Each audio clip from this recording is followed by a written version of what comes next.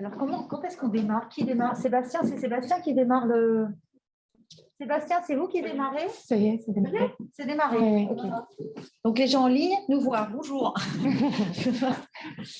Alors, nous reprenons le colloque transdigital avec une intervention de Cyrielle Gauvin, avocate, féminisons, qui va donc nous parler d'un aspect, d'une question en tout cas qui est apparue tout à l'heure, le droit à la propriété intellectuelle, au sein du marché de l'art notamment, c'est la spécialité de Cyrielle. Je voudrais rajouter une ligne qui n'est pas parue dans sa biographie, dans la brochure en ligne ou sur papier. Cyrielle est aussi bénévole au sein de l'association Barreau des Arts, donc une association qui facilite l'accès aux droits en faveur d'auteurs, artistes, interprètes précaires ou émergents. C'est une noble tâche, donc je voulais quand même le nommer. Et elle a aussi toute une bibliographie, plusieurs articles, dont 2 parus en 2020 sur la propriété des planches de bande dessinée et sur anticiper les risques liés à la provenance d'une œuvre. C'est paru dans la Gazette Drouot. Voilà, donc c'est aussi une intervenante de plus pour laquelle vous pouvez regarder son site internet, la chercher sur internet. Merci Cyrielle. Je vous remercie Pascal.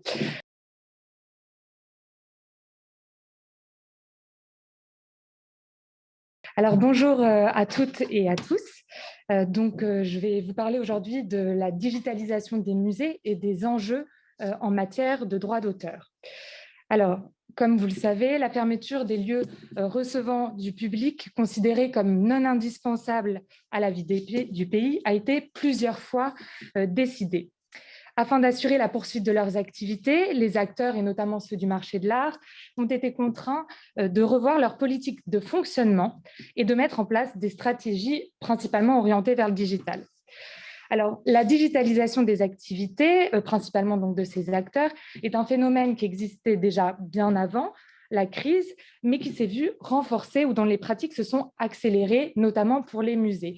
Alors, j'avais prévu toute une introduction là-dessus, mais comme ça a été extrêmement bien présenté par les précédents panels, je vais rentrer dans le vif du sujet. On voit apparaître une démultiplication des activités digitales. Le musée se décline sous diverses formes, donc la numérisation des œuvres d'art, la diffusion numérique des collections, des expositions virtuelles, des reconstructions en 3D, des immersions. Dans tous les cas, les musées sont confrontés à un certain nombre de problématiques juridiques, et notamment des problématiques juridiques liées aux droits d'auteur. Alors, nous allons donc d'abord parler de la définition de ce qu'est le droit d'auteur, sous un aspect bien évidemment muséal et digitalisation. Puis ensuite, comment le musée peut-il envisager ou poursuivre sa digitalisation dans le respect du droit d'auteur? Et enfin, voir des mises en situation. Alors, s'agissant du droit d'auteur, c'est le Code de la propriété intellectuelle qui donne donc le principe de la protection du droit d'auteur et qui nous dit que l'auteur d'une œuvre de l'esprit jouit sur cette œuvre du seul fait de sa création d'un droit de propriété incorporel, exclusif et opposable à tous. Donc le droit d'auteur, c'est un droit de propriété, mais un droit de propriété immatériel dont le créateur d'une œuvre bénéficie du seul fait de la création d'une œuvre de l'esprit. Alors, il y a plusieurs conditions, plusieurs éléments à prendre en compte. Il faut que ce soit une œuvre de l'esprit. Il y a une liste qui est donnée par le Code, une liste qui n'est pas limitative, mais je vais vous donner quelques exemples qui sont pertinents dans le cadre des musées. Donc, sont considérés notamment comme œuvres de l'esprit au sens du Code, les livres, les écrits littéraires, artistiques et scientifiques, les œuvres de dessin, de peinture, d'architecture, de sculpture, de gravure, les œuvres graphiques, les œuvres photographiques, les œuvres des arts appliqués, les illustrations, et il y a encore tout un tas d'autres œuvres de l'esprit qui ne sont pas forcément pertinentes dans le cadre là du musée et que je n'énumérerai pas. Cette œuvre de l'esprit, une condition qui est vraiment essentielle et très importante et qu'on a parfois tendance à oublier, c'est que l'œuvre doit être originale. Elle doit être empreinte de la personnalité de l'auteur. C'est une notion qui est un peu particulière, qui est très conceptuelle, un peu philosophique même. Et c'est la jurisprudence qui a donné cette définition d'empreinte de la personnalité de l'auteur. En réalité, ce que ça signifie, c'est que l'œuvre ne doit pas résulter uniquement de la technique, de la méthode. Il doit y avoir vraiment quelque chose de l'ordre de la patte de l'artiste. J'enlève donc mon masque. Cette œuvre doit être également tangible. Cela signifie qu'on ne peut pas protéger une idée, un concept. Donc, un musée qui aurait une thématique en particulier ne pourrait pas souhaiter protéger cette thématique puisque ce n'est pas tangible. Juste une petite aparté sur les œuvres digitales, parce que c'est vraiment un sujet d'actualité. Les œuvres digitales ne font pas partie des œuvres énumérées dans la liste, mais comme je vous le disais, c'est une liste qui est non limitative, donc on peut très bien considérer que ces œuvres digitales sont des œuvres de l'esprit et qu'elles peuvent être protégées au titre du droit d'auteur à partir du moment où elles sont originales. C'est toujours l'élément essentiel. Donc, une fois que l'on sait ça,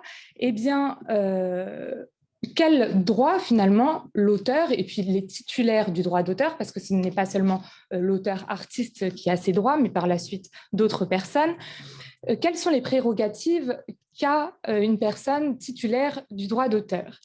Des droits moraux et des droits patrimoniaux. S'agissant du droit moral, c'est une sorte de protection de la personnalité de l'auteur qui est retranscrite à travers l'œuvre. C'est un droit qui est incessible et qui est perpétuel. Donc, même après le décès de l'artiste, l'œuvre sera toujours protégée au titre du droit moral. Il y a 4 composantes dans ce droit moral: le droit de divulgation, le droit à la paternité, le droit au respect de l'œuvre, également le droit de retrait ou de repentir. Les 2 composantes majeures dans le cadre de la digitalisation, de la stratégie digitale d'un musée, c'est vraiment le droit à la paternité et le droit au respect de l'œuvre. S'agissant du droit à la paternité, c'est ce qu'on appelle aussi le droit au nom, ou ce qu'on dit de manière plus générale, c'est créditer l'artiste près d'une reproduction de son œuvre, par exemple. Il y a une mention qui est très importante, c'est que il est important de mentionner le nom, le prénom ou le pseudonyme de l'artiste-auteur, et seul lui est en droit de demander l'anonymat. On ne peut pas le décider pour lui. Et on peut reproduire une œuvre sans mentionner, par exemple, si on prend une œuvre de Picasso, vous ne pouvez pas exposer ou reproduire une œuvre de Picasso sans en mettre le nom à côté. Mais c'est la même chose pour un étudiant en école, qui est par exemple aux Beaux-Arts. Il n'y a pas de question de notoriété. C'est vraiment dès lors qu'il y a une création d'une œuvre de l'esprit originale. Donc ça, c'est vraiment important. Et puis ensuite, on a le droit au respect de l'œuvre. Et là, ça concerne l'atteinte qui pourrait être portée à l'intégrité, notamment physique, de l'œuvre. Donc on ne doit pas dénaturer l'œuvre, on ne peut pas la détruire, on ne peut pas la modifier. D'un point de vue digital, ça peut recouvrir ces questions de colorisation, de pixelisation, qui sont très importantes, et notamment les héritiers Matisse et la Picasso Administration font très attention aux couleurs dans les reproductions des œuvres de ces artistes-là. Ensuite, comme je vous le disais, on a les droits qui sont patrimoniaux. Et là, ce sont des droits qui offrent à l'auteur, à l'artiste et au titulaire des droits par la suite un monopole d'exploitation, c'est-à-dire que seul lui a le droit d'autoriser ou d'interdire l'exploitation de ses œuvres, mais par ailleurs a le droit également de choisir les modalités, les conditions dans lesquelles ces œuvres sont exploités. Donc, ce sont des droits qui sont cessibles et qui sont limités dans le temps.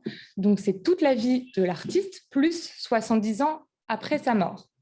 Ensuite, on dit communément que l'œuvre tombe dans le domaine public. Donc, à partir de ce moment-là, vous pouvez exploiter l'œuvre sans demander aucune autorisation. En revanche, tout cela doit être fait dans le respect du droit moral qui, lui, est perpétuel. Donc, il y a 3 composantes principales dans les droits patrimoniaux: le droit de reproduction, le droit de représentation et le droit d'adaptation. 2 majeurs pour le musée dans le cadre de sa stratégie digitale, le droit de reproduction et le droit de représentation, mais en réalité, le droit d'adaptation est très important, notamment dans le cadre des immersions dans les œuvres, puisque c'est vraiment, on change de format. Donc, s'agissant du droit de reproduction, qu'est-ce que c'est? C'est assez facile à comprendre. C'est la fixation matérielle de l'œuvre par tout procédé afin d'en permettre la communication au public, mais d'une manière qui est indirecte. On prend une photo d'une œuvre pour ensuite la communiquer. Donc là, ça va être typiquement le cas d'un musée qui, sur son site internet, va reproduire une œuvre. Eh bien, ça, c'est le droit de reproduction. Et puis, par ailleurs, on a le droit de représentation. Et ce droit de représentation, ça consiste en la communication de l'œuvre au public par un procédé quelconque. Donc, ça peut être récitation publique, représentation dramatique, présentation publique. Ce qu'on appelle présentation publique, c'est tout simplement l'exposition, la télédiffusion. Donc, à nouveau, la mise à disposition sur un site internet d'une œuvre donnera droit au droit de représentation, de même que l'exposition dans un musée de cette œuvre. Là, il y a une petite question qui m'a semblé intéressante de soulever, c'est que lorsque vous êtes vraiment dans l'ordre du monde physique, généralement, les artistes sont rémunérés au titre de leur droit de reproduction. On reproduit leur œuvre dans un catalogue ou sur une affiche ou sur une carte. On va les rémunérer pour ce droit-là, cette cession de droit. Mais en revanche, lorsque l'œuvre va être exposée dans un musée, et ça on voit très souvent le cas, c'est peut-être une mauvaise habitude en France et ce n'est pas dans tous les musées, mais les artistes ne vont pas être nécessairement rémunérés pour cette exposition de leurs œuvres, alors même que ça devrait être le cas. Si on prend maintenant le cas du digital, le droit de reproduction et le droit de représentation vont venir finalement un peu se fusionner, puisqu'on va reproduire l'œuvre, donc on va demander l'autorisation pour cette reproduction, mais par ailleurs, on va la représenter puisqu'on va la donner en communication au public. Et dans ce cas-là, l'artiste va être rémunéré pour son droit de reproduction, peut-être pas pour son droit de représentation, mais il va être à minima rémunéré pour ce droit de reproduction. Alors que dans le cas de l'artiste qui va juste exposer dans un musée et qui n'aurait pas une reproduction sur une carte ou sur un catalogue, n'aura aucune rémunération. Donc, il y a une distorsion qui s'installe entre des artistes qui vont être uniquement exposés dans des lieux physiques et des artistes qui vont être exposés sur des environnements plus digitaux. Donc, ce qui nous amène à parler de la question de savoir comment le musée peut-il envisager sa digitalisation dans le respect du droit d'auteur. Donc, il est nécessaire, comme vous l'avez compris, d'obtenir l'autorisation préalable de l'artiste ou des titulaires de droit. Alors, quand et auprès de qui ? Quand l'œuvre est une œuvre de l'esprit original, comme on l'a vu, et puis lorsqu'elle n'est pas tombée dans le domaine public en ce qui concerne les droits patrimoniaux, et en ce qui concerne le droit moral, de manière perpétuelle, on doit demander l'autorisation si on souhaite, par exemple, changer le format, le cadrage d'une photographie. Auprès de qui ? Auprès du titulaire des droits d'auteur. Donc, à commencer par l'auteur, et puis s'il a cédé ses droits à tout ayant droit, et ça peut être également auprès d'héritiers. S'agissant des ayants droit, je voudrais simplement vous parler rapidement des sociétés de gestion collective de droit, puisque ces gestions, en fait, ce qui se passe, ce sont les titulaires des droits, donc notamment les auteurs ou les héritiers, vont autoriser ces organismes-là à administrer leurs droits et simplifier l'organisation et la gestion de leurs droits. Donc, notamment, négocier avec les utilisateurs des autorisations pour utiliser les œuvres, surveiller l'utilisation de ces œuvres et percevoir des redevances. Donc, il peut être parfois nécessaire que le musée aille demander auprès de ces sociétés l'autorisation d'exploiter certaines œuvres.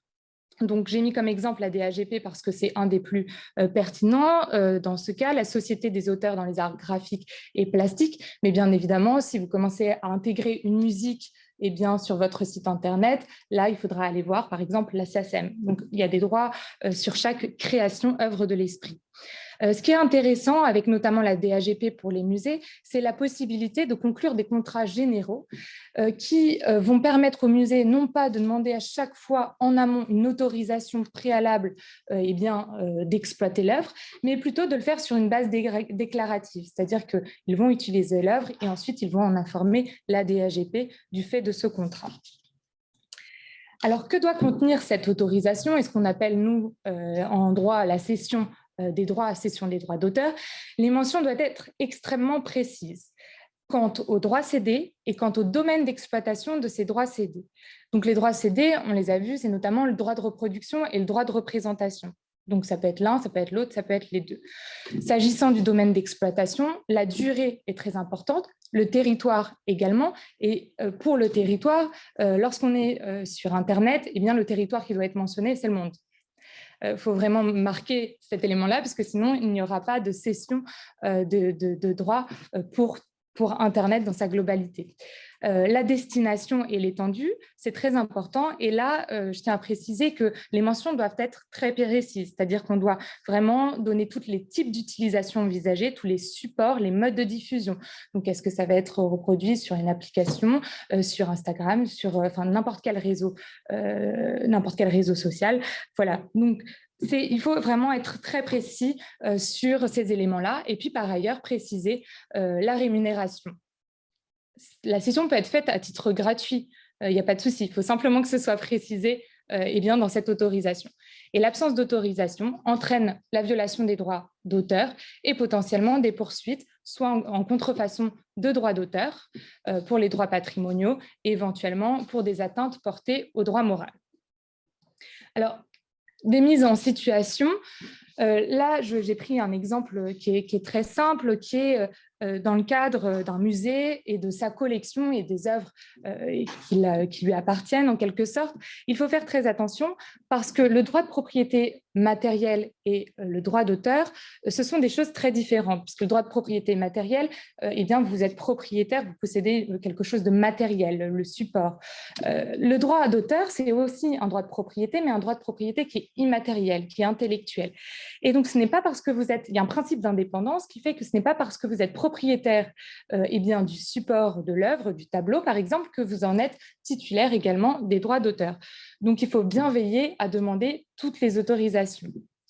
La méthode va être très simple, vérifier que l'œuvre soit ou non originale. Alors ça, c'est un petit peu compliqué et moi, je recommande à tout le monde de considérer que l'œuvre est originale pour s'éviter par la suite des problèmes, surtout s'agissant de cette notion très conceptuelle, très philosophique.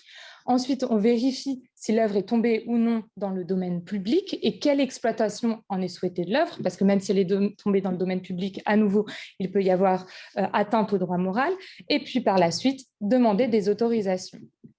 Donc, s'agissant à nouveau des œuvres digitales, eh bien, on est exactement dans le même cas de figure. Même si ça paraît très novateur, finalement, c'est la même chose. Il y a un droit de propriété sur ces œuvres et il y a un droit d'auteur. Donc, ce n'est pas parce que vous êtes propriétaire d'une œuvre digitale que vous allez être également titulaire des droits d'auteur. Donc ça, il faut faire très attention également.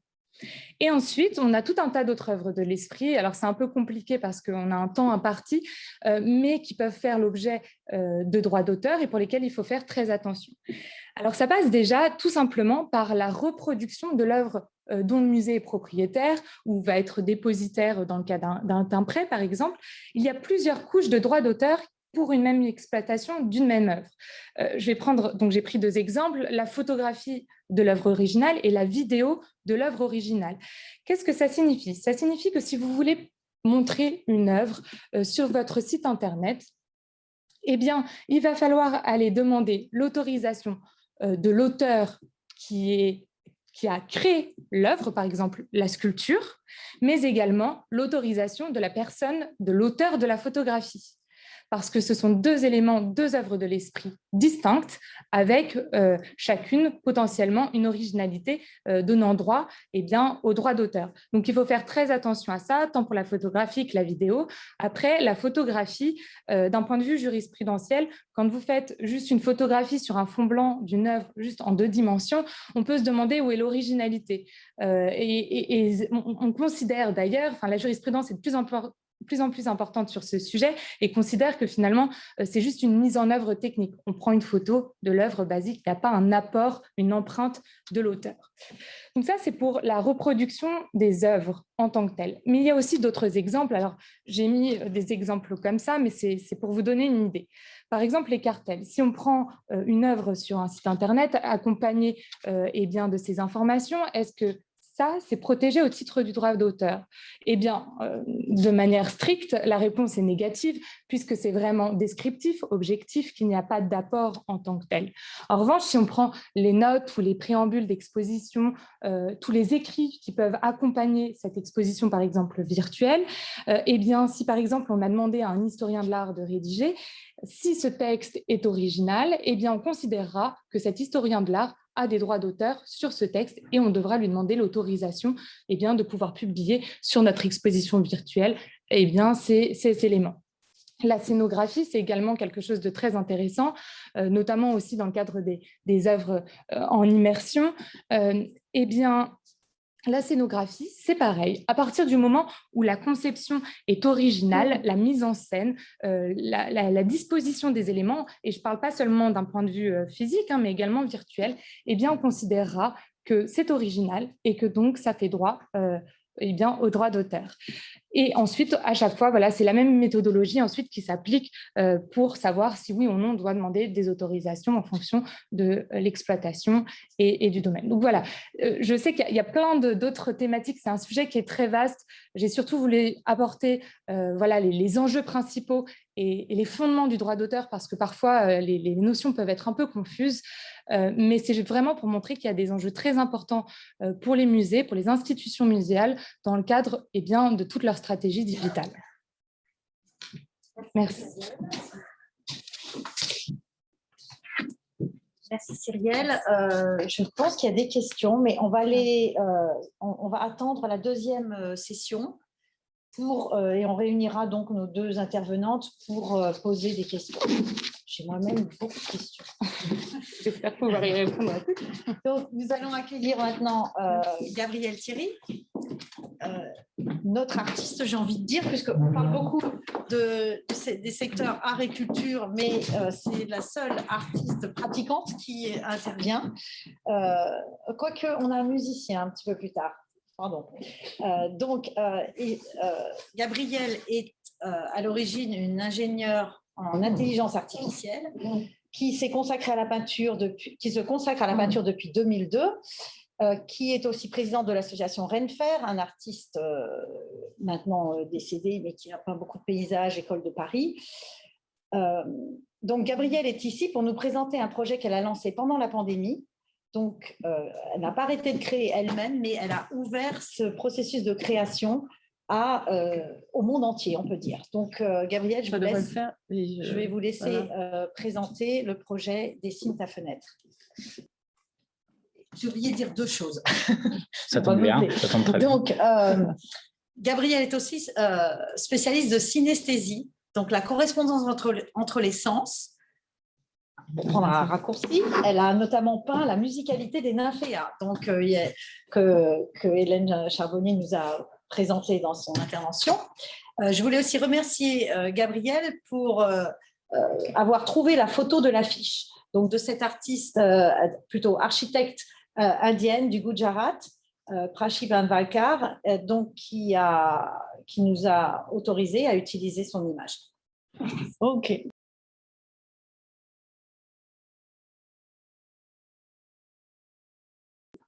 Merci Pascal.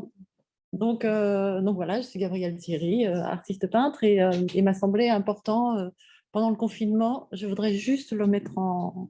voilà, donc dès les premiers jours du confinement, j'ai beaucoup pensé à nous derrière nos fenêtres et dans nos appartements. J'ai beaucoup pensé aux étudiants qui étaient dans leur petite chambre, dans les chambres de bonne ou dans les universités, très loin des supports familiales. J'ai beaucoup pensé à la solitude et puis au drame que cela nous a provoqué chez nous tous, surtout pendant le premier confinement et les premiers moments. Donc, en tant qu'artiste, je sais que la fenêtre est quelque chose d'assez important. C'est un sujet dans l'art. Tous les artistes s'y sont attelés pour intégrer le paysage, pour la solitude, l'attente, et ça se prêtait beaucoup à ce projet-là.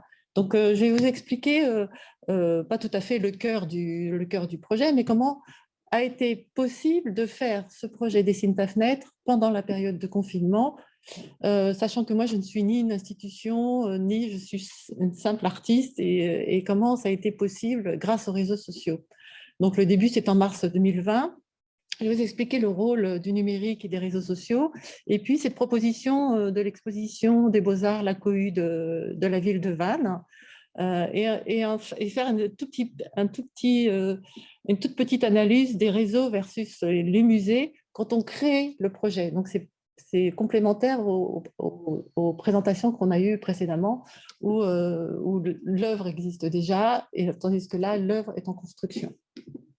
Et j'aime beaucoup cette phrase de Victor Hugo qui dit « Il y a le possible, cette fenêtre du rêve ouverte sur le réel ». Donc en mars de confinement, on était tous derrière nos fenêtres, et moi j'ai beaucoup déjà peint les fenêtres. Je me suis dit donc qu'il fallait prendre le temps, et le temps on l'avait. Donc évidemment on l'a eu beaucoup en effet sur nos téléphones et sur nos portables, et qu'il fallait relever un peu les yeux et s'apercevoir à travers ces toutes petites lucarnes qu'était la fenêtre, qui était vraiment le seul lien avec le monde extérieur, quand on était vraiment confinés pendant cette première vague. Et le dessin offrait une temporalité, un moment de réflexion, de se retrouver devant la page blanche et d'observer justement ce tout petit bout de monde réel qui nous restait devant les yeux. Alors, évidemment, quand on a une idée, on se demande comment il faut le lancer et comment communiquer. Donc, c'était quelle formule? Est-ce qu'il fallait développer des sites web? Est-ce qu'il fallait faire les réseaux sociaux? Donc, moi, j'ai beaucoup développé de par ma jeunesse. Et donc, je développe moi-même mes sites Internet. Donc, j'ai développé les sites dessinetafenêtre.org et sketchyourwindow.org pour que ce soit diffusable au plus grand monde. Et puis, Facebook était aussi une plateforme très importante à développer. Donc, moi, je n'étais pas du tout sur Facebook ni sur Instagram. Donc, j'ai dû apprendre à utiliser ces systèmes-là. Et Instagram, parce que les jeunes sont beaucoup plus sur Instagram que sur Facebook, ça, on l'aura compris. Et ensuite, ça ne suffit pas d'avoir des réseaux sociaux, ça ne suffit pas d'avoir des développements de sites Internet quand il y a une initiative personnelle. Il faut aussi beaucoup de communication à travers la presse, la télévision, les médias, la radio. Et c'est ça qui atteint évidemment le plus de personnes possible, même si en résultante, c'est sur Internet qu'on va trouver des millions de followers ou de vues. Donc, j'ai lancé ce site-là et petit à petit, avec mon réseau et les réseaux des autres partenaires, ça a fait un petit peu boule de neige et les fenêtres affluent sur les galeries. Donc, il y a la galerie Dessine ta fenêtre et Sketch Your Window sur Instagram, sur Facebook. Tout ça, ça porte exactement le même nom. Et les participants, avec le hashtag Dessine ta fenêtre, postent la vue de leur fenêtre. Donc, il y a des peintres, il y a des dessinateurs, il y a des dessins numériques. Alors, vous avez Monica à Paris, Dominique à Rouen, Benjamin, il y a un étudiant de Saint-Étienne de Rouvray, Victor à Lyon, Alice et Valentin à Andrézy, etc., etc. Et donc, tous les participants sont des amateurs ou des professionnels qui s'attellent au dessin et qui pensent que le dessin transmet quelque part une émotion ou un témoignage de leur confinement. Les fenêtres affluent de France et d'ailleurs, elles sont postées simultanément sur les galeries, donc ça c'est à mano, c'est moi et la petite équipe de Dessine ta fenêtre locale qui mettions toutes ces fenêtres-là dans nos galeries une fois qu'elles existaient de manière numérique.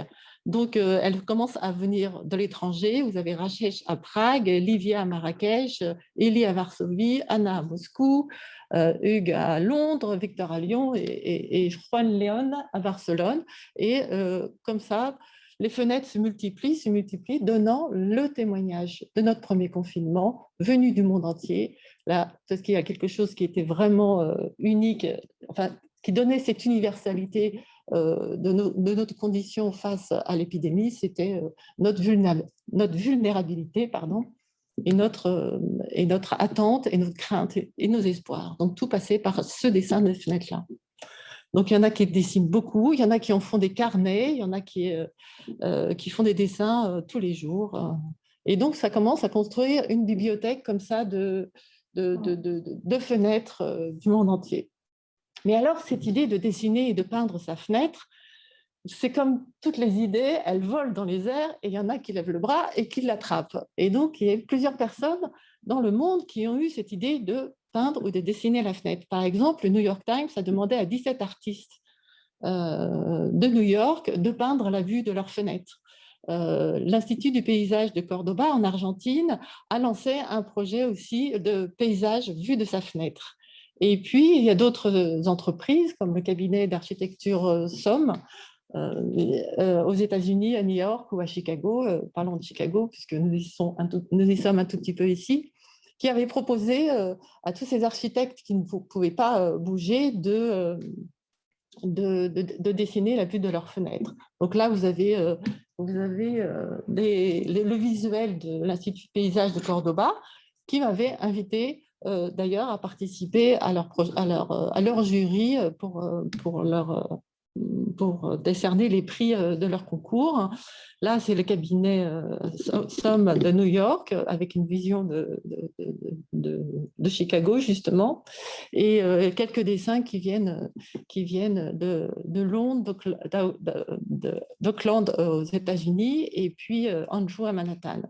Et puis, il y en a d'autres. Il y a aussi la communauté que j'ai découverte des Urban Sketchers. Et cette communauté se donne rendez-vous dans toutes les villes du monde entier pour aller dessiner la ville, un coin de ville, un bâtiment. Et là, comme ils ne pouvaient plus bouger, ils ont eu comme ça des défis lancés à leur réseau de dessiner la vue de leur fenêtre. Il y a le musée de Nogent-sur-Marne aussi qui a eu cette idée de lancer pour les classes un projet qui s'appelle Vue de ma fenêtre. Donc, mon idée, c'était évidemment, dans Sketch Your Window et Dessine ta fenêtre, c'était d'inviter tous ces partenaires-là. Donc, en effet, on a les peintres de New York, on a une collaboration avec Cordoba et puis le cabinet d'architectes pour réunir ensemble nos fenêtres. Donc, le projet était vraiment pour but de témoigner de l'universalité de nos confinements. On était tous réduits à attendre dans nos maisons, les appartements du monde entier. La fenêtre était comme seule ouverture sur le monde réel et les réseaux devraient faire le reste. Les plateformes utilisées par tous dans le monde sont devenues des normes. Instagram, Facebook, leur gratuité, leur accès par tous. Donc, que ce soit le musée d'Orsay ou les influenceurs, ou pour un projet comme ça, nous avons accès aux mêmes outils. Et ça, c'est quand même quelque chose aussi d'assez magique par rapport aux anciens réseaux qui étaient payants. Voilà, donc c'était devenu complètement incontournable dans le partage des images. Et la particularité aussi, c'est qu'il fallait faire tout en anglais. Donc l'anglais aussi était très important. Comme c'est un projet participatif, la communication est la clé de la réussite. Les réseaux sociaux sont en avance sur les médias traditionnels, ça on l'a un petit peu vu, et peut-être que les médias traditionnels se sont un peu améliorés avec le confinement. La presse papier a été la grande absente pour communiquer sur ce type de projet populaire venu d'une initiative personnelle. La presse a pourtant su évoluer vers le numérique, mais semble fonctionner comme avant. Il ne suffit pas d'être un sujet d'actualité pour y être relayé. Je parle de la presse papier, mais de la télévision et de la radio. Les journalistes d'art écoutent les communicants, on en a certains ici. Dans l'art, le public-portage est très courant. Donc, il faut être une grande institution. Les musées et les galeries de plus petite taille sont moins visibles dans les médias nationaux, numériques ou pas. Ça, c'est mon constat personnel du terrain. Par contre, moi, pour être représentée par une agence de communication, on m'a demandé 15 000 €. Moi, je suis une artiste seule, je n'ai pas besoin, enfin, je n'ai pas cette somme-là pour développer mon projet. Donc, le projet Dessine ta fenêtre a été autofinancé, aucune subvention, aucun sponsor, aucun relais institutionnel. Mais 24 pays sont représentés dans notre projet. Donc, il leur a fallu compter sur les participants et leurs relations et interrelations sur le réseau, sur leur intérêt pour le dessin, parce que le sujet, c'est aussi le dessin comme expression, expression d'espoir, expression des angoisses, expression de la vie. Et d'autres projets qui ont été nommés défis ou challenge à cette époque, parce que ça, il faut être dans l'air du temps, autour de la fenêtre, avaient vu le jour sur le net, avec des milliers de participants et de clics. Ces projets ont été plus suivis par les médias. On peut aussi considérer que Dessine ta fenêtre a eu peu de participants par son exigence artistique et l'implication personnelle qu'elle nécessite. Se trouver seul face à la feuille blanche est toujours un grand questionnement et peut être intimidant. C'est une rareté qui donne une présence particulière à ces témoignages de nos confinements. Alors, après le premier confinement, j'ai eu un coup de téléphone d'un conservateur de musée qui s'appelle Françoise Bérétro du musée de Vannes, qui voulait voir un peu la possibilité d'exposer les originaux au musée des Beaux-Arts. Alors, il a fallu faire une étude de faisabilité en temps de confinement. Exposer les originaux, c'est aussi les faire venir de l'étranger et puis représenter sur les écrans des œuvres numériques qui ne peuvent pas voyager. Donc, tout d'un coup, il a fallu passer et contacter tous les participants, 250, pour leur autorisation de reproduction d'ailleurs, les assurances, les transports, leur demander, j'en ai profité pour leur demander si le dessin faisait partie de leur métier ou pas, quelle était leur impression pendant le confinement. Comme ça, on a tout un matériau d'impression de ces participants de 24 pays.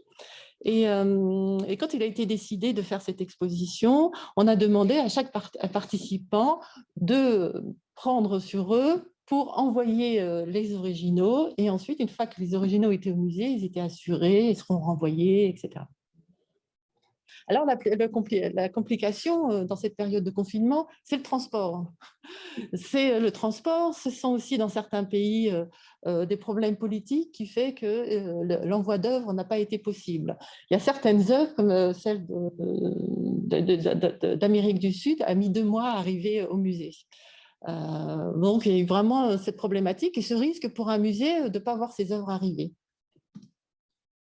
La muségraphie était absolument magnifique. Il a fallu regrouper les œuvres par affinité, faire les encadrements, transcrire les témoignages sur les cartels, faire les écrits, faire les panneaux en 3 langues, français, anglais et breton. Nous sommes en Bretagne. Voilà, le projet représentait vraiment 250 fenêtres, dessins de peinture de 24 pays. Il y a eu la création d'un immense espace d'ateliers de dessin pour que chacun puisse s'exprimer sur le confinement. C'était ouvert à tous. Et puis, il y avait ces grands filets de pêche pour exposer ces dessins. Ça veut dire que l'art était... On considère que l'art est accessible à tous, mais simplement tout le monde peut se mettre aussi à s'exprimer par le dessin. Et ça rapproche aussi beaucoup le public avec l'œuvre originale. Donc l'exposition c'était une installation absolument extraordinaire qui questionne aussi, qui a aussi fait le lien avec cette question de la fenêtre dans l'art en s'inspirant de Matisse, de Bonnard, de Hopper. Donc, sur le site internet, il y a toute une page sur les inspirations de la fenêtre dans l'art et beaucoup d'artistes l'ont travaillé. Donc, toutes les œuvres étaient acceptées, quelle que soit la qualité du dessin. Ça, on est sur une notion de critique qui est une notion très, très vaste, dont on ne débattra pas ici. Ces dessins étaient donc basés sur l'observation face à la fenêtre pendant le premier confinement et la première vague mondiale de 2020. Les œuvres numériques et les time-lapse étaient acceptées. Et puis, il y a eu ce livret d'exposition qui a été réalisé et disponible au musée. Je vous en ai apporté un exemplaire ici. Ça permet de se partager aussi. Voilà le nombre de pages avec des textes qui ont été écrits par le musée, Françoise Bérétro, et puis moi une présentation aussi de toute la façon dont on peut représenter la fenêtre. Ça veut dire il y a l'encadrement de la fenêtre, il y a ce qui se passe à l'extérieur, et puis il y a la résonance avec la vie intime et l'intérieur. Donc tout était prêt pour l'ouverture du 11 décembre 2020. Et l'exposition était prévue jusqu'au 7 mars 2021. Mais la veille, reconfinement et report successifs de l'ouverture des musées. Il a fallu reprolonger, repousser toutes les expositions, ça a été le cas dans tous les musées. La nouvelle date de fin a été fixée au 2 mai. Une nouvelle campagne de communication lors des confinements par le musée et la municipalité de Vannes. Les vidéos ont été faites et des communiqués de presse aussi. Moi, j'ai envoyé 6 newsletters sur tout ce temps-là à la presse et aux médias. Et la France était encore, j'ai eu quelques articles dans la presse locale, 10 secondes sur France Inter, 20 secondes sur France Inter, mais elles ont été très très chères. Et puis, mais rien dans les médias nationaux, surtout les médias spécialisés dans l'art ou autres. Alors, je dois remercier l'Angleterre et la chaîne ITV, qui est quand même la deuxième chaîne après la BBC, pour avoir fait un sujet dans ITV News que je peux vous passer. Je pense qu'on va manquer un petit peu de temps, mais tout est disponible sur Internet. Et donc, ITV est la seule équipe de télévision s'être rendue au musée de Vannes pour un reportage. Elle est venue à Andrézy, où j'habite, pour comprendre et faire les premières images, et ensuite est partie à Vannes pour faire ses... Et donc, c'est un ensemble d'images qui vient complémenter nos galeries. Vous avez le temps de montrer un petit extrait de la... Allez, un petit extrait là, ok.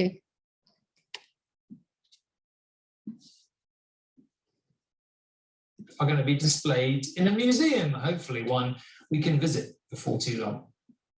There have been numerous attempts to portray the scale and shock of lockdown. These beautiful drone shots offer a stark portrait of our emptied towns and cities. But for many of us, our view of this crisis has been more intimate, framed by the windows of the buildings which confine us. Après ITV, la chaîne ITV, il y a eu Culture Prime qui s'est intéressée au sujet. Culture Prime, ce sont des toutes petites vidéos que tout le monde connaît dans le domaine de l'art, puisque c'est France Média qui a développé, sous l'impulsion de Franz Vaillant, ces toutes petites vidéos culturelles qui font moins de 5 minutes. Hein, et celle sur Dessine ta fenêtre a fait 300 000 vues. Alors, je sais que ça compte. Donc celle-là, je vais essayer de vous la passer. Je travaille beaucoup sur le paysage, donc j'ai lancé le projet Dessine ta fenêtre.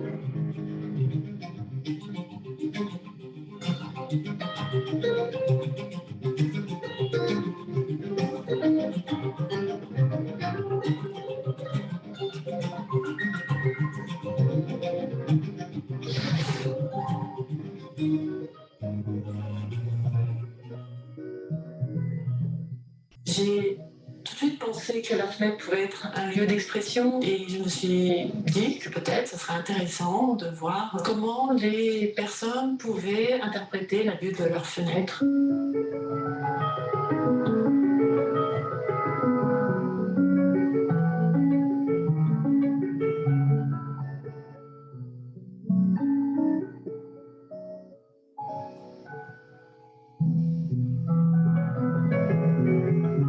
Ce qui m'a vraiment surpris, déjà, c'est la qualité des dessins. Il y a des gens qui ne pensaient pas savoir dessiner, mais en fait, compte, il suffit de prendre une feuille et regarder et dessiner.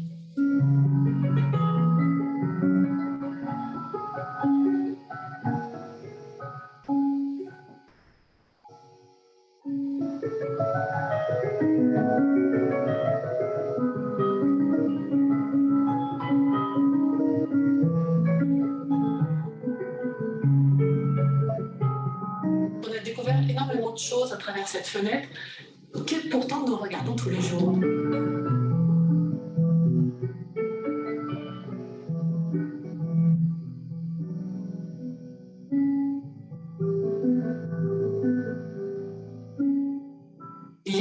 beaucoup de dessins où on peut voir retranscrit dans ce coup de crayon de l'espoir, de la peur. Il y a des dessins sur la nuit, il y a des dessins assez tristes, et beaucoup de solitude. Et là, on retrouve aussi évidemment l'attente.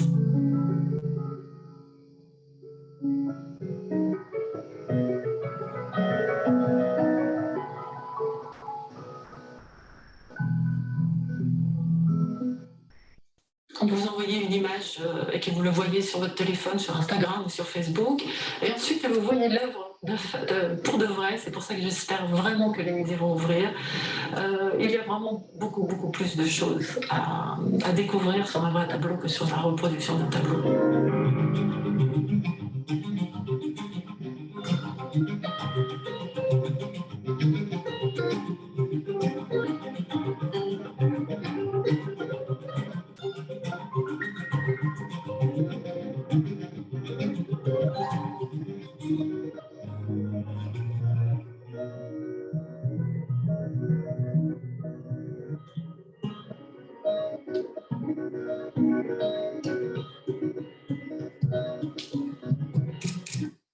Voilà donc la présentation faite par Culture Prime en France.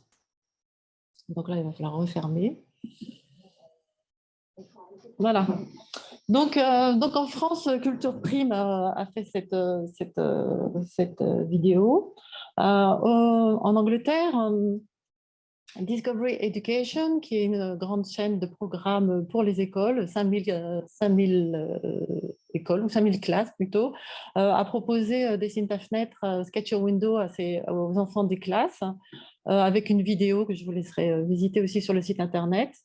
Apprendre et enseigner le français avec TV5 Monde aussi a été lancé. Une classe de Turquie vient d'envoyer une vidéo avec tous les dessins des enfants, et la presse Kid et la presse enfant en France avec Actuel qui a repris le projet. Donc tout ça, ce sont quand même des personnes qui ont souhaité relancer. Donc voilà pour la presse et le problème de communication sur ce type de projet. Le musée de Vannes est un musée municipal parce qu'il avait aussi son droit à sa communication. Donc le musée de Vannes est un musée municipal qui appartient au Musée de France avec un rayonnement européen et, une fois sur les réseaux sociaux, un rayonnement mondial, comme on l'a vu aussi sur les droits mondiaux qu'il faut obtenir quand on est sur les réseaux Internet. Donc la communication du musée s'est faite avec les réseaux de la mairie, le site web, Instagram et Facebook. C'est une communication qui est très efficace, mais elle reste locale et en français. Ce musée a une grande proximité avec la population locale.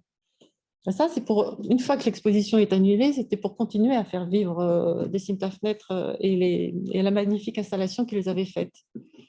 La muséographie permettait vraiment une expérience sensorielle unique, une compréhension de l'essence même de ce projet.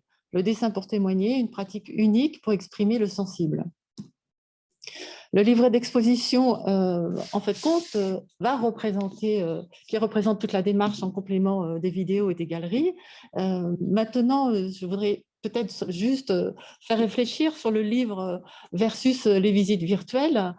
Pour ce cas particulier des expositions, je crois que le livre va être le seul lieu de découverte idéal de ce projet-là. Il est enrichissant et c'est pour moi une mémoire plus durable que ce qu'il y a sur Internet. Contrairement à des expositions qui peuvent être sur un artiste particulier où l'exposition vient enrichir la connaissance d'un seul artiste. Donc ça dépend aussi du sujet de l'exposition, à savoir comment garder la mémoire de cette exposition et comment mieux le faire partager. Bon, les Amis du musée de Vannes a été un partenaire et un relais incontournable et pour la communication et pour lancer aussi Dessine ta fenêtre, puisqu'il y a des participants de Dessine ta fenêtre qui sont arrivés par ce biais-là, et puis aussi par les plus jeunes, toujours via Instagram.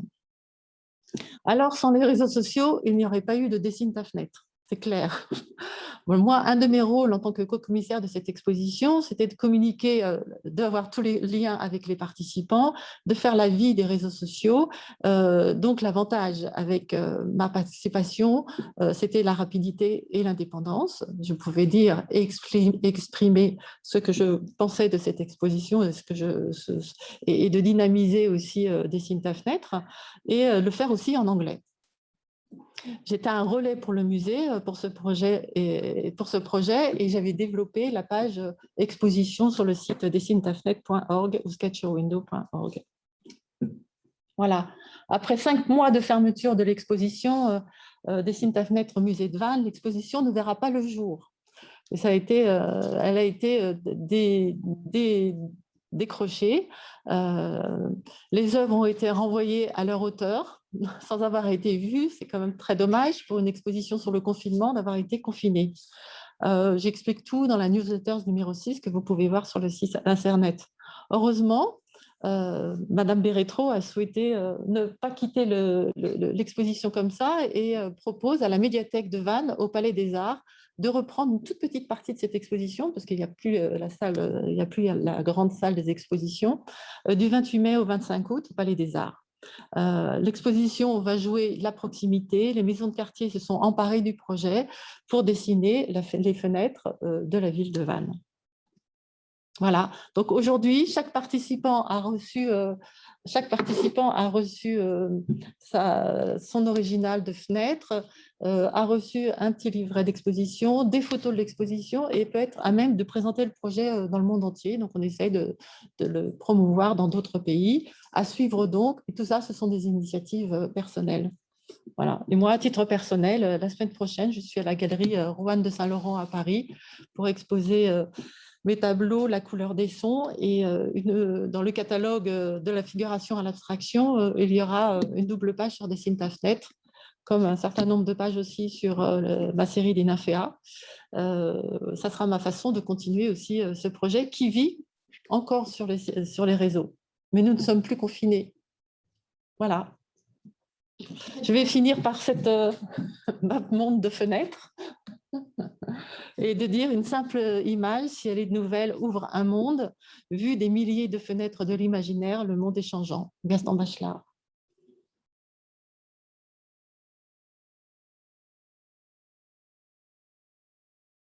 Merci Gabrielle. Donc maintenant est le moment de questions-réponses. Alors en ligne, j'en ai vu une qui revient un petit peu sur le droit de... Pas exactement le droit d'auteur, mais une question qui demande, alors c'est plus pour Madame Charbonnier, est-ce que le musée d'Orsay génère des revenus dans ce monde virtuel? On pourrait aussi poser cette question à vous, Gabrielle, parce que moi, ma question, c'était comment avez-vous fait pour produire les livres? Enfin, qui a financé Alors, c'était autofinancé. Donc, moi, la seule chose que j'ai financée, c'est mon temps. Non, ça ne se finance pas. Si, ça se finance. Donc, moi, tout ça, c'est du bénévolat. Hein. Quand on est artiste, on peint une peinture, on ne nous paye pas à peindre le temps de la peinture. Hein. Donc, pour moi, j'ai toujours travaillé gratuitement. Ensuite, en effet, quand j'ai eu un contrat avec le musée de Vannes pour les accompagner durant ces mois d'organisation de cette exposition. Et c'est le musée qui a cofinancé les transports retour, les assurances, les livrets. Donc là, je crois qu'il y avait un budget, donc je ne suis pas tout à fait au courant, parce que c'est à la municipalité aussi de la ville de Vannes qui a beaucoup supporté ce projet-là, et évidemment zéro retour financier, parce que ce n'est pas l'objet. Ce n'est pas l'objet de ce projet qui devait être gratuit pour tous. Merci. Et pour Orsay, oui, chez nous, on est déjà un établissement public, donc avec des missions de par les statuts. De mise en partage aussi la plus large possible et la plus gratuite possible aussi. Donc, on a fait le choix de ne pas monétiser l'ensemble de l'offre numérique que je présentais ce matin, pas créer un frein supplémentaire non plus. déjà que c'était peut-être pour certains compliqué d'accéder à nos contenus. Et donc, on a fait le choix de ne pas monétiser l'ensemble de l'offre numérique pendant la crise sanitaire. Voilà, au titre de notre mission d'intérêt général. D'accord, merci. Est-ce qu'il y a des questions dans la salle? Cynthia? Oui, merci Gabrielle pour cette présentation. En fait, je trouve que c'est vraiment intéressant au niveau sociologique à plusieurs niveaux, parce que je pense qu'on n'a pas du tout mesuré l'impact de Covid et on est toujours en train de se projeter dans un temps qui va finir, mais on ne sait pas quand est-ce que ça va finir. Et ce temps de réflexion, ce temps de réflexion que vos artistes ont eu pendant cette période de confinement, et puis cette exposition qui réfléchit, qui décrit cette période de confinement qui était très forte pour nous tous et pour qui on a réagi différemment, évidemment. Je pense que c'est important. Si on peut garder ça dans une capsule de temps, regarder ça dans 50 ans, je pense qu'on trouvera des choses très intéressantes. Mais en fait, ma question, c'est, parce que j'enseigne à IRESA, à mes élèves internationaux, qui sont de pays différents, qui viennent à Paris pour apprendre comment faire une exposition, comment organiser un événement. Et pendant le confinement, on a conseillé de faire tout en ligne. Parce qu'ils ne pouvaient pas aller dans les lieux pour exposer les artistes, etc. Et donc, en fait, ils ont fait plusieurs projets en ligne avec les plateformes, comme vous avez fait. Et puis, en fait, ce que je trouve difficile pour ces élèves et pour nous, c'est qu'il y a tant de possibilités à atteindre un public mondial. Il y a tant d'enjeux, mais comment on s'organise pour fédérer les communautés qu'on veut et quel est l'investissement qu'on peut mettre à ça? Et en fait, la question, c'est que comment vous avez défini les priorités dans ce projet, parce que votre temps n'est pas complètement, voilà, vous avez un temps limité à investir, les élèves, ils ont un temps limité à investir dans ce projet. Donc, comment on peut organiser un projet comme ça? Quels sont les moi, j'ai envie de... Voilà. La question. D'accord. Donc, la question, c'est comment se faire connaître sur un projet comme ça pour d'autres personnes qui veulent monter des projets artistiques et culturels sans financement et avec un temps compté. Et avec un temps compté. Alors, Ça veut dire que ça, c'est un success story, on va dire c'est une réussite. Oui. Et en fait, vous avez atteint un certain public partout dans le monde. Oui. Et donc, il y avait un impact, un retour positif sur votre projet. Mais comment vous avez priorisé les enjeux? Voilà. Non, en fait, comme c'était ouvert à tous, toutes les fenêtres étaient les bienvenues. Et ensuite, j'ai aussi de temps en temps provoqué les invitations à certains artistes de venir dessiner. Il y en a qui ont accepté, il y en a qui n'ont pas accepté. C'est comme les associations avec d'autres personnes qui avaient eu cette idée plus ou moins basée sur les dessins. Et là, c'était uniquement du figuratif aussi, de l'observation. Donc, voilà, il y a deux conseils que je prodiguerai pour les étudiants. C'est ne rien lâcher. Ne rien lâcher, parce que tout est fait pour qu'on n'en parle pas. En fait, compte, c'est pas... rien n'est fait pour qu'on en parle, mais ça veut dire aussi que si on lâche trop tôt, on n'en parlera jamais. Voilà. Donc moi, je suis plutôt du style à ne jamais lâcher, et c'est parfois très très frustrant. Mais ça, c'est la vie d'artiste. La vie d'artiste, c'est on n'a pas forcément la visibilité que l'on souhaite. Maintenant, en effet, ce type de conférence fait que vous avez découvert ce projet qui existe pourtant déjà sur les réseaux sociaux et dans un musée en France, et vous n'en avez pas entendu parler. Mais c'est normal. Mais c'est une goutte d'eau dans un océan de projets culturels qui sont sur le net, et on l'a vu depuis ce matin.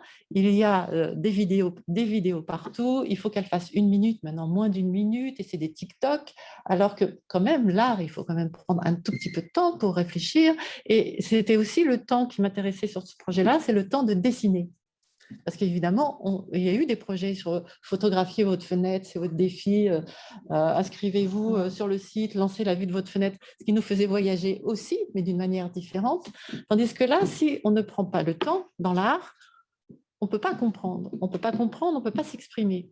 Et toute la question de ce matin et des réseaux sociaux, c'est qu'on est pressé.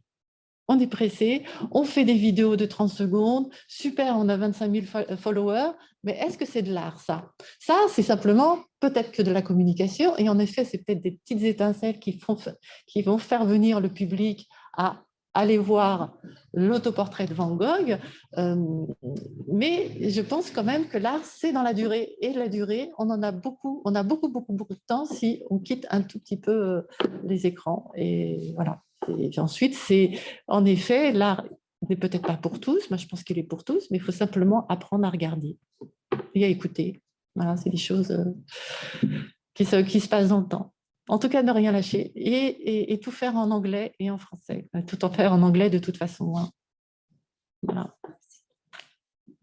Est-ce qu'il y a d'autres interventions? Une question plus artistique. Pourquoi dessine ta fenêtre et pas peint ta fenêtre? Ah oui, bah, c'est une bonne question. Je pense que le dessin est... Je ne me la suis pas posée, mais quand j'ai dit dessine ta fenêtre, moi je suis peintre, plutôt que d'être dessinatrice d'ailleurs, j'ai englobé dedans, mais je pense que c'est quelque chose qui se comprenait plus et je crois que tout le monde a une feuille de papier et un crayon et ça permettait de faire un projet abordé par tous et pour tous. Voilà.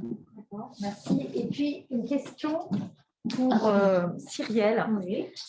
Alors, c'était très technique, c'était merveilleux votre intervention, mais du coup, ça me provoque trop de questions. Donc, je vais poser une question très très simple que peut-être d'autres se posent aussi, et vous y avez peut-être répondu, mais pardon si je n'ai pas compris. Donc, si je prends une photo, par exemple au musée d'Orsay ou à l'Orangerie, et je la mets sur Instagram, c'est ma photo, donc pas de droit d'auteur. Parce que je suis l'auteur, mais un droit de représentation. Ça dépend de l'œuvre qui est représentée. Vous voulez bien venir là pour que... Voilà. Dans le cas de ces musées-là, généralement, les artistes qui ont décédé depuis un certain temps, les droits notamment patrimoniaux, sont écoulés. Donc, dans ce cas-là, ce sera potentiellement des atteintes. Par exemple, si je prends une photo de l'autoportrait de Van Gogh, que je le mets sur mon Instagram et que par ailleurs, je ne sais pas, je fais une grosse croix sur la tête de Van Gogh, et bien là, certes, il n'y a plus de droits patrimoniaux, donc les héritiers, les ayants droit ne pourront pas engager de procédure à l'encontre de ma photo d'un point de vue droit patrimonial, mais en revanche, du point de vue du droit moral, il y a une atteinte à l'intégrité de l'œuvre. Et au respect en fait dû à cette œuvre. Maintenant, si on prend une œuvre d'un artiste contemporain, on va au Palais de Tokyo, on prend une photo, là, c'est un autre problème puisqu'on prend une photographie d'une œuvre qui est protégée par le droit d'auteur, tant au titre des droits patrimoniaux que des droits moraux. Donc, en principe, eh bien, si on s'en tient vraiment à ce que dit vraiment le droit, on est censé avoir les autorisations pour faire ce genre de choses. Maintenant, il faut prendre en compte aussi le fait que, eh bien, est-ce qu'il y a un préjudice ou pas, in fine? Est-ce que ce repartage, est-ce que ça ne va pas apporter aussi de la visibilité à l'artiste? Et est-ce que finalement, il a intérêt à aller engager des procédures longues et coûteuses pour quelque chose qui ne lui porte pas préjudice et au contraire, qui va accroître sa visibilité. Donc en fait, c'est les questions qui sont à mettre en perspective, mais en principe, quand on prend une photo d'une œuvre protégée au titre du droit d'auteur, eh bien, on doit demander l'autorisation. Et quant à la photo en elle-même, puisque c'était l'objet initial, je crois, de la question, la photo que, par exemple, vous prendriez dans le musée et que vous posteriez, eh bien là, ça peut faire l'objet d'un droit d'auteur, mais tout dépend à nouveau de cette originalité. Est-ce que la photo que vous avez prise de cette œuvre a un cadrage particulier, une luminosité particulière, et est-ce que donc elle va être protégée au titre du droit d'auteur parce qu'on va la considérer comme originale ou non? Donc ça, c'est une autre question. Et à ce moment-là, si c'est le cas, en principe, si votre photo est originale parce que vous faites quelque chose de particulier, de vous y apposer votre empreinte, eh bien, en principe, vous êtes le seul à avoir des droits sur cette photo. du point de vue photographique uniquement, hein, pas sur l'œuvre, bien évidemment. Après, et c'est ce qu'on en discutait tout à l'heure, il y a d'autres questions qui se posent, où parfois les photos de comptes publics ouverts sur Instagram sont réutilisées par des articles. Mais là, ça ne veut pas dire que la photographie est libre de droit. Ça veut simplement dire que dans les conditions générales, notamment d'utilisation d'Instagram, eh bien, il y a une petite phrase qui vous dit que eh bien, il y a certains utilisateurs qui peuvent les réutiliser sur leur site Internet. Et en réalité, le site Internet de ce média, par exemple, ne va pas héberger la photo, ce sera toujours Instagram, mais la photo voilà, sera mise là-dessus. Mais après, bon, il y a une affaire aux États-Unis, justement, on en parlait, mais ça reste les États-Unis. En France, ça pourrait être différent parce qu'on est très, très protecteur du droit d'auteur. Donc, affaire à suivre en quelque sorte. D'accord. Merci. Donc,